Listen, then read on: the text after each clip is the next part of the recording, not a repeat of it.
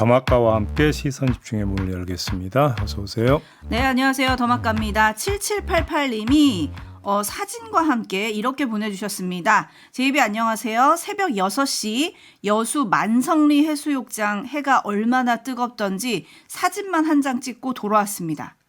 새벽 6시에 나갔는데 네, 너무 뜨거워서. 뜨겁다고요? 네, 올여름 더위 기대하고 싶지 않네요. 시원한 한방 날려주세요. 제이비한테 시원한 한방을 요구하셨습니다. 예, 노력해 보겠습니다. 네. 네, 그리고 5676님, 자차로 1시간 30분 거리인 중학교에 중1인 막내를 등교시키면서 듣기 시작한 김종배의 시선집중 벌써 5개월 차가 됐습니다. 네. 근데 아직도 궁금한 게 다나까? 다마까? 정확한 별칭이 뭡니까? 네. 그 얘기하니까 어제 네. 자 6주년이라고 해서 케이크 들고 온 분이 계시죠. 네. 네, 그분을 더마카라고 생각하시는 촌철님들이 꽤 계시더라고요. 네, 댓글을 보니까 네, 진실일까요, 아닐까요? 아직도 더마카. 일단 여기에 답을 해드려야죠. 네. 5676님 잘 들으세요. 더마카, 더 막내 작가의 줄임말입니다. 제이비가 항상 저를 소개할 때, 예. 아니 뭐 제 발음이 뭐 어디가 어때서요, 도대체? 저 아무 말도 안 했는데요. 더마카, 예. 네. 더마카, 네, 그렇습니다. 여러분 잘 기억해 주시고요. 네. 그리고 더마카는 절대로 자기 얼굴을 우연으로도 내비치지 않고 있습니다. 뭔가 지은 죄가 있는 것 같은데. 네, 저는 신비주의고요. 뭐 한간에는 MBC가 만든 AI다 이런 소문도 있는데 뭐 그 소문이 진실일 수도 있습니다. 그리고 김준하님. 네.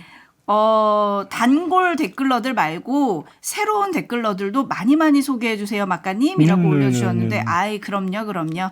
네, 새로운 얼굴들 제가 엄청 환영하고요. 저는 촌철님들이 댓글 쓰시는 거 거의 다 봅니다. 그러니까 김준하님도 좋은 의견 많이 올려주시면 좋겠습니다. 네. 자, 여기까지 인사하고 JB타임즈 오늘 주목할 첫 번째 뉴스 어떤 건가요? 심우정 검찰총장이 오늘 사퇴한다고 하지 않습니까? 어제 입장문을 냈는데요. 아주 짧은 입장문이었는데 이런 내용입니다. 한 구절 그대로 읽어드리겠습니다. 형사사법제도는 국민 전체의 생명, 신체, 재산 등 기본권과 직결된 문제입니다. 시한과 결론을 정해놓고 추진될 경우 예상하지 못한 많은 부작용이 생길 수 있습니다. 학계, 실무계 전문가 등 다양한 의견을 충분히 듣고 심도 깊은 논의를 거쳐 국민을 위한 형사사법제도가 만들어져야 할 것입니다. 이런 내용입니다. 간단히 이야기를 하면 검찰개혁에 동의하지 못해서 사퇴한다 이런 뜻을 지금 깔고 있는 건데, 자, 평가를 한번 해보겠습니다. 심우정 검찰총장의 사퇴, 제가 볼 때는 필연이라고 봅니다. 이것저것 다 떠나서 필연을 입증하는 사례 하나만 제시하겠습니다.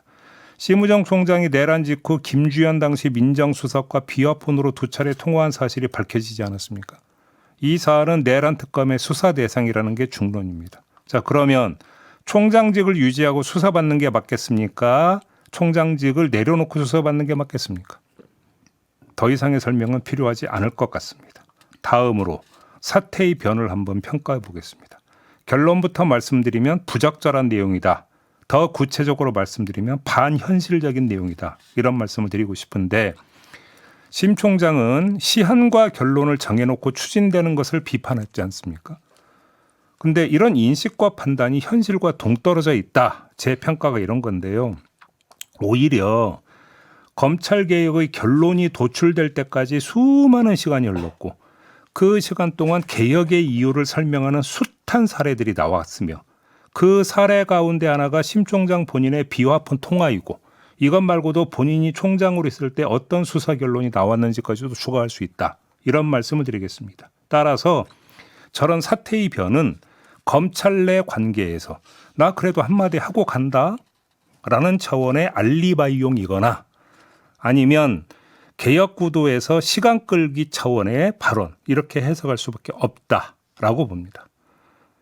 자, 이 정도로 하고요. 얘기 나온 김에 이 사람의 입장도 한번 살펴보겠습니다. 이진수 법무차관입니다. 네, 어떤 말에 좀 주목해야 됩니까? 이진수 차관이 어제 법사위에 출석을 했는데 수사 기소권 분리에 대해서 이런 입장을 밝혔습니다. 들어보시죠. 검찰청의 업무가 수사와 기소 분리의 방향으로 가야 된다는 점에 대해서는 제가 공감하고 네, 이 발언만 들으면 이재명 정부의 검찰개혁 방향에 적극 공감하는 것으로 들립니다. 네, 공감하고 이렇게 네. 얘기했으니까요. 근데 이런 말도 했습니다. 마저 들어보시죠. 수사 기소 분리 원칙 등과 관련해서 그 객관성과 공정성을 확보해야 되는 방향으로 저희가 나아가야 된다고 생각을 하고요. 국가 수사기관의 재편 문제는 굉장히 중요한 문제라고 생각합니다. 거기에 대해서 제가 지금 이 법안의 내용에서 찬반을 밝히는 거는 제가 시기적으로도 좀 급하지 않나 싶습니다. 심도 깊은 논의가 필요하다 이 정도에 동의하십니까? 네, 심도 깊은 논의가 필요하다는 점에 대해서는 급하게 처리돼서는 안 된다. 동의합니까? 충실한 검토와 논의가 필요하다고 생각합니다. 네, 엊그제 말씀을 드렸습니다. 아마도 수사기소권 분리의 큰 방향에 대해서는 이견을 보이지 않을 것이다. 문제는 어디에 있느냐? 디테일에 있을 것이다. 라고 말씀을 드린 바 있습니다. 이진수 차관은 디테일을 언급한 것이다. 이 점만 환기하겠습니다. 네, 심도 깊은 논의가 필요하다. 이 정도에 동의하십니까? 이렇게 질문한 사람은 박춘태 국민의힘 의원이었습니다. 네, 심우정 총장 외에 사퇴 선언한 사람들이 더 있죠? 그렇습니다. 이진동 대검차장, 신흥석 서울 남부지검장, 양석조 서울 동부지검장 등등이 사의를 표명을 했는데 대부분이 특수통 아니겠습니까? 갈 사람이 가는 거니까 그렇다 치고 이번에는 오는 사람 한번 살펴보겠습니다. 어제 인사가 있었습니다. 대검차장의 노만석 대검 마약조직범죄부장, 서울중앙지검장의 정진호 서울북부지검장, 그리고 서울동부지검장의 이문정 대전지검 부장검사 등등이 임명이 됐는데 이에 대한 평가는 잠시 후 유튜브 연장방송 사법어때에서 자세히 하도록 하겠습니다. 개봉 박두. 네. 네, 기대해 주시고요. 심우정 검찰총장 JB가 읽어준 그 사퇴의 변이라고 해야 되나요? 네. 그거와 다르게 대검 간부들을 모아놓고는 이렇게 얘기를 했다고 합니다. 총장 개인에 대한 공격은 의혹 제기에 불과하다라면서 좀 억울함을 호소하거나 조직을 살리려고 나가는 거다. 이렇게 얘기를 했다고 해요. 그러니까 그게 아까 제가 말씀을 드린 거 있잖아요. 본인이 수사 대상이라고 생각을 한다면 총장직 유지하고 수사받는 거와 아닌 것은 조직에 미치는 영향이 다르겠죠. 본인은 아마 그런 얘기를 하고 있는 것 같은데요. 네. 네, 근데 뭐 어쨌든 법으로 정해진 임기 2년 중에 1년도 지금 못 채우고 떠나는 거 아니겠습니까? 검찰총장, 이런 검찰총장을 내부에서 어떻게 볼까 조금 궁금한데 여러 반응들이 언론 보도를 통해서 전해졌거든요. 네. 그중에 한 부장검사의 반응이 저는 좀 눈길이 갔습니다. 이렇게 얘기를 했더라고요.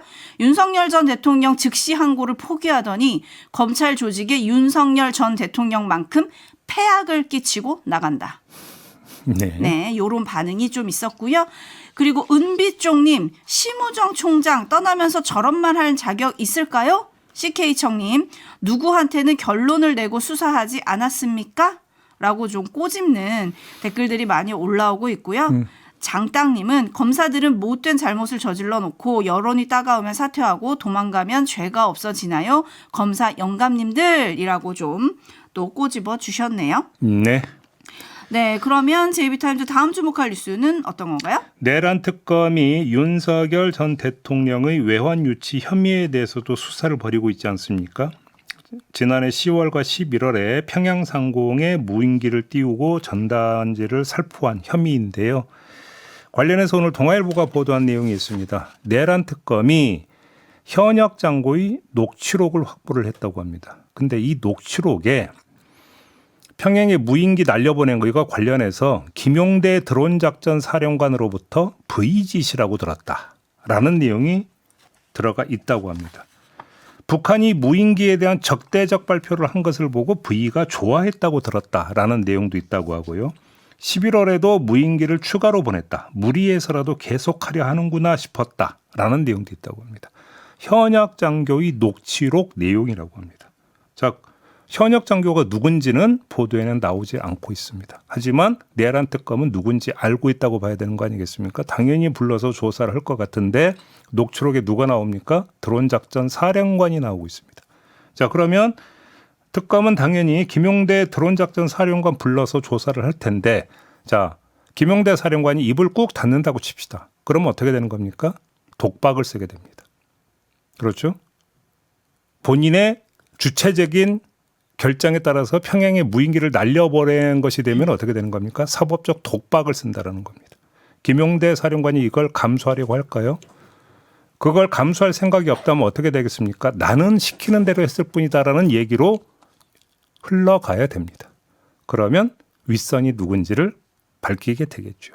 그 윗선에 V가 등장하느냐 마느냐. 이런 거 아니겠습니까? 흐름은 이런 겁니다. 네, 참고로 그 드론 사령관은 국회에서 청문회, 국정조사 이런 거에서는 단 한마디만 했습니다. 그죠? 확인해 드릴 수 없습니다. 그렇습니다. 네. 특검에 가서는 입을 열지 여기에 좀 시선 집중을 해야 될 것 같고요. 많은 분들은 이게 정말 사실이라면 너무 끔찍하다. 이런 의견들을 지금 많이 보내주고 계시거든요. 알권리님, 전쟁 위기에 박수치고 좋아하는 엽기적인 대통령이라니 너무 끔찍합니다. 그러니까요. 아니 왜 좋아합니까? 제가 통했어. 뭐 이런 건가요? 뭐 지금까지 나왔던 숱한 뉴스가 있기 때문에 이렇게 질문 던지는 것 자체가 어리석은 건 아는데요. 그래도 국민 상식이라는 게 있으니까 물어봅니다. 걱정해야 되는 게 맞는 거 아닙니까? 대통령으로서. 왜 좋아합니까? 근데 이게 박수 치면서 좋아했다는 건 야 통했다 또 하나 보내 이렇게 됐다는 거잖아요. 그러니까 그게 말이 되냐라는 얘기예요. 제 얘기가. 7051님 물어주셨습니다. 저들이 입버릇처럼 말하는 국민은 과연 누구일까요? 그러니까요. 네, 아무튼 요것도 특검의 수사를 좀 지켜봐야 될 것 같습니다. JB타임즈 다음 주목할 뉴스는요? 어제 국무회의에서 오간 얘기 두 토막 전해드리겠습니다. 첫째, 이진숙 방송통신위원장이 상임위원 5명 가운데 3명이 국회에서 지명해야 하는데 되지 않고 있다. 부위원장도 사의를 표명했으니 대통령목 1명을 지명해달라고 요청을 했다고 합니다. 이에 이재명 대통령이 그러면 표결 시 1대1 찬반으로 나뉘는 문제를 해결할 방법이 있느냐라고 물었는데 이진숙 위원장은 구체적 해법을 제시하지 못했다고 합니다. 그냥 잘하겠습니다 정도만 대답을 했다라는 거고요. 두 번째, 이재명 대통령이 국무위원들께서 국회에 출석하실 경우 직접 선출된 권력에 대한 존중의 태도를 가져주시기 바란다라고 당부를 했다고 합니다. 아무리 외형상 높은 지위나 권한을 가졌다 하더라도 임명된 권력은 선출 권력을 존중해야 한다면서 이같이 당부를 했다고 하는데 언론은 이재명 대통령의 이런 당부가 국회에 나가 걸핏하면 의원들과 충돌하는 이진숙 방통위원장에게 경고성 메시지를 보낸 것으로 해석하는 기사를 함께 실었습니다. 네, 짚을 점은 뭘까요? 지금 전한 두 개의 소식에서 발견되는 이진숙 위원장의 모습은 한마디로 뭐냐? 국회 무시다. 이런 이야기가 되겠습니다. 이재명 대통령의 당부는 더 이상 해석할 것도 없고요. 자, 방통위 상임위원 지명 요구 또한 애써 국회를 무시하는 발언이다. 이렇게 해석을 해야 되는 건데 왜 그러느냐? 자, 지금 국회에서 방송 3법 플러스 1, 즉 방통위법 개정도 추진 중입니다. 근데 방통위법 개정의 핵심은 방통위원 구성을 바꾸는 것이고요. 이 법이 시행되면 지금의 방통위원들은 자동으로 임기를 끝내는 것으로 상정을 하고 있습니다. 그런데 현행 법률에 따라서 대통령목 상임위원을 지명해달라는 이준석 위원장의 요구는 뭡니까? 국회의 방통위법 개정은 안중에도 없다라는 노골적 의사표시 이렇게 해석할 수 있는 거 아닙니까? 그래서 국회 무시다 이런 말씀을 드리는 건데요. 국회를 무시하는 저 모습이 해볼 테면 해보라. 라는 차원의 호기에서 비롯된 것인지 아니면 자리 보전에 대한 노심초사에서 비롯된 건지는 알 길 없지만 분위기 파악을 제대로 하고 있는 것이냐 여기에 물음표는 찍을 수 있을 것 같다 이런 말씀을 드리겠습니다. 네, 호랑이님, 이진숙 위원장 뭘 하고 싶은 걸까요? 참으로 이해가 안 됩니다. 라고 보내주셨는데 떠돌이 헌터님은 이진숙 위원장은 자기가 잔다르크라도 되는 줄 아는 것 같습니다. 여기에 뉴스 하나 추가할까요? 이진숙 위원장이 국무회에서 이런 얘기를 할 때 사의를 표명했던 김태규 부위원장이 또 출근을 했다는 거 아닙니까? 네. 출근을 하니까 이재명 대통령이 어떻게 했다는 겁니까? 사의를 수용을 해서 면직을 재가했다고 하지 않습니까? 그러니까 이준숙 위원장의 요구를 어떻게 했다? 그냥 거절했다. 한 방에 내쳤다. 라고 정리를 해도 된다. 이런 말씀입니다. 네, 근데 또 어제 저녁 뉴스들이 깨알같이 짚어준 거는 이진숙 위원장이 그 얘기를 할 때 김태규 위원장은 출근을 했었다는 거잖아요. 그렇죠? 그러니까요. 네, 출근했는지도 모르고 그렇게 얘기를 했었다. 옥황상제님, 떠날 때를 모르는 사람 같네요. 대전 MBC 수사는 왜 이렇게 늦어지는 건가요? 이렇게 얘기해놓고 보니까 심우정 검찰총장과 이진숙 방통위원장의 모습이 참 대비되긴 하네요. 그렇죠? 떠날 때가 언제인지를 아는 사람의 모습은 누가 더 가까이 가 있는 겁니까? 그렇게 놓고 보면.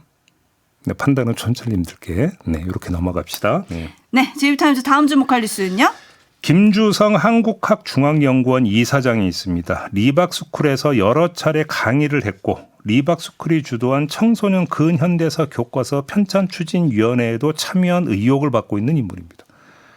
리박스쿨 강연에서는 좌파는 사람까지 죽였지 않냐. 전태일도 죽고 이한열도 죽고 많이 떨어져 죽고 얘들은 죽음의 미학이 굉장하다라고 발언한 것으로 알려진 인물이기도 합니다. 이런 이력 때문에 오는 10일 열리는 국회 리박스쿨 청문회 증인으로 채택이 됐는데 7월 1일부터 22일까지 미국에 가야 한다면서 불출석 사유서를 제출을 했다고 합니다. 네, 길게 가는 걸 보니 청문회 안 나온다 이런 얘기군요. 그런 거겠죠. 그럼에도 불구하고 이 사람이 어떤 생각을 갖고 있는지는 조금 전 전한 내용 말고 다른 사례로도 어느 정도 추정해 볼 수 있는데요. 국회 교육위 소속 백승하 민주당 의원이 질의서를 보냈다고 합니다. 윤석열 전 대통령의 계엄이 불법 위헌이며 내란 행위였다는 사실에 동의하십니까?